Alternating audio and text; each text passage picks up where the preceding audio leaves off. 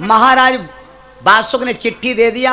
नौकर ले जाकर के चिट्ठी राजा बासुक के चिट्ठी अर्जुन के पास पेश कर दिया। देखो भैया ये चिट्ठी एक है, लेकिन एक व्यक्ति खुश हो जाता है, एक व्यक्ति दुखी हो जाता। राजा बासुक ने लिखा है तो खुश, और यह चिट्ठी अर्जुन के पास पहुंची तो दुख। सुनकर बसन खुशी भयो बासुक, लेकिन ये भैया जब पहुंची खबर लेव पारथ पे, पहुंची खबर लेव पारथ पे, सुनती मोर छाई है। खबर लेव पारथ पे, सुनती मोर छाई है। खबर लेव पारथ पे, सुनती मोर छाई है। जैसे अर्जुन के पास चिट्ठी पहुंची, राजा अर्जुन ने कहा बासो याद रख ले, तूने मेरे साथ गद्दारी किया, एक बार सुन ले राजा बासो। पहुंची खबर लेव पारथ पर, सुनती मोर छाई। गंगाधरी दुष्ट बासुक ने, गंगाधरी दुष्ट बासुक ने, अरे तुम की न्यों घटी आई है। दुष्ट बासुक ने, न्यों घटी आई है।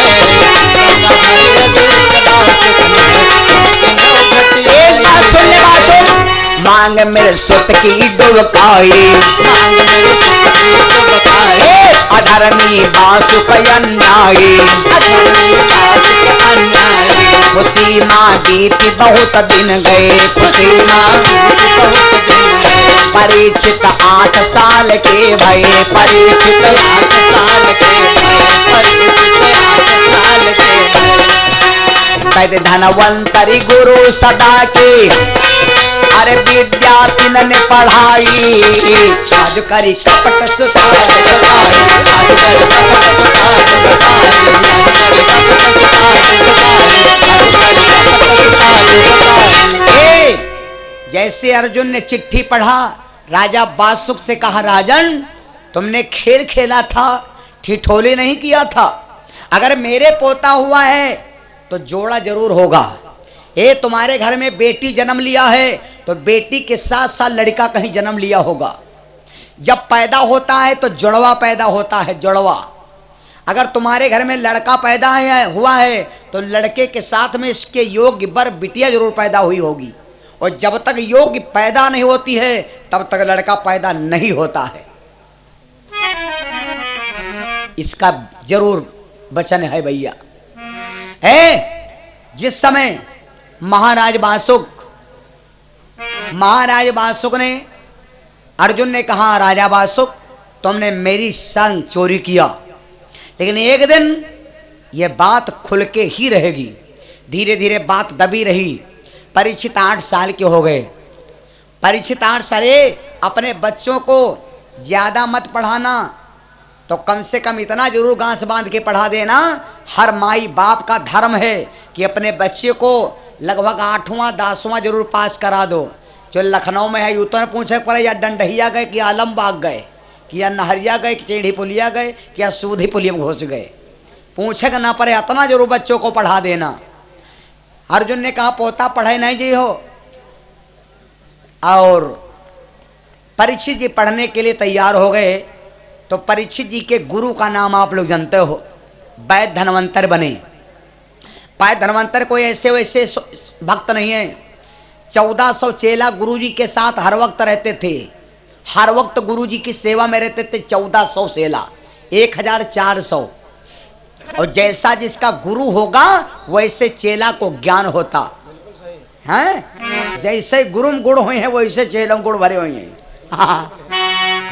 है ना भैया। वैद्य धनवंतर कोई अकेले थोड़े ना है। वैद्य धनवंतर महाराज 14 भाई बहन हैं। वैद्य धनवंतर महाराज 14 भाई बहन हैं। नाम बता दें, सबके नाम लिख ले अलग अलग। वैद्य धनवंतर महाराज 14 भाई बहन हैं और एक पिता है। 14 भाई बहन है, पिता के द्वारा जन्म हुआ। नाम बता दें, एक दोहा सुना दें, बस वही दोहा याद कर लो। याद कर पाई हो, बहुत दिमाग फर्स्ट रखना पड़ेगा तब तो याद हो जाएगा। अगर तुमको गड़बड़ सड़बड़ है उरी पूरी में हाँ तो नहीं याद होगी। शिवरंबा विस्मारणी अमिषक गंजराज, ध्यान होगा। शिवरंबा विस्मारुड़ी अमिषक गंजराज धन धनवंतर धेनु सस्कल्प वृक्ष मणसात। याद होगा नहीं याद होगा? तुमका याद होगा? हेलुआ पूरी खाती हो ग्वाबर हो जाती हो। बड़ो सिया रामचंद्र भगवान की। शिवरंभा विश्व बारुड़ी अमीय शंख गजराज धन धनवंतर धेनु शशि कल्प वृक्ष मणि साथ। ये 14 रतन निकले थे समुद्र से। उन्हीं रत्नों में एक रतन बन करके बाबा वैद्य धनवंतर निकले थे, जिनके हाथ में सोने का कलश उस भर अमृत था। उन्हीं के वैद्य धनवंतर के चेला महाराज परीक्षित बने। 8 है भैया। धीरे धीरे परीक्षित की उम्र हो गई 12 साल।